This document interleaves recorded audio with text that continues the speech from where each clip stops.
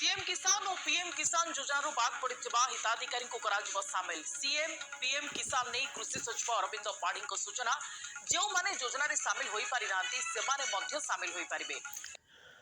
दर्शक बंधु नमस्कार, आपण मानक आउ गोटे वीडियो को स्वागत। देखो आम पीएम किसान और सीएम किसान जो मैंने बाद पड़ जाती बाउलार हो कि कौन कारण जो कौन पुणी आउ थे सामिल कर जो मैंने नुआ करा चाहते नुआ रेजिस्ट्रेशन कर बर्तमान आम नवेम्बर 8 तारिख पर्यंत ये तारीख घोषणा कराई। तेणु आपण मैंने आप्लाय करूँ। जनसेवा केन्द्र में आवेदन करेंगे। नवेम्बर 8 पर्यंत रही आवेदन तारीख। आसंता काली आमर पीएम किसान 18तम किस्ती समस्त को मिली। जो मैंने मिलना से कौन कारण से मिलना से अपेक्षा करूँ आपण मानक मिल जो मानक नुआ जो मैंने सब नुआ आप्लाय करने चाहूँचे आपण आप्लाय करेंगे।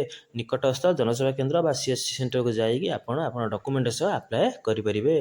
आपड़ से कौन करेंगे प्रथम जदि आप न्यू रेजिस्ट्रेशन करने चाहते नुआ करेंगे। जदि आप पुराना चाहते आप इक्यूआईसी करदे करदे आपको टंका मिल जाव। आमर यही नवेम्बर 8 तारिख जाने ये तारीखटा घोषणा कराई। नवेम्बर 8 तारिख पर्यंत आपण जाकि आप्लाय करेंगे न्यू आप्लाय करेंगे कले आप परवर्ती किस्ती आपन को मिल जाव। तेणु आपण मैंने समस्ते निज निजर डॉक्यूमेंट सह जाई आधार कार्ड वोटर आई कार्ड घर sorry land record ration card सब नहीं आपण जाकि सीएस सेंटर बा जनसेवा केन्द्र जाकि आप बर्तमान आप्लाय कर दिंतु। आपन को जदि बाद दि जाता अयोग्य कराइला कौन सी कारण त्रुटि जो तेणु आपड़ भी आउ थे आप्लाय करेंगे।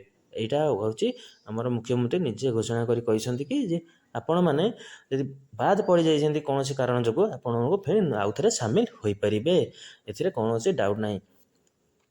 आ जो मैंने अयोग्य तो अयोग्य से पाइबे जो मैंने योग्य कि बाद पड़ जाती से निश्चय पाइबे। आप निकटस्थ सीएस सेंटर बा जनसेवा केन्द्र को जाकि आप न्यू फार्मर रेजिस्ट्रेशन कहीकि कर दिंतु।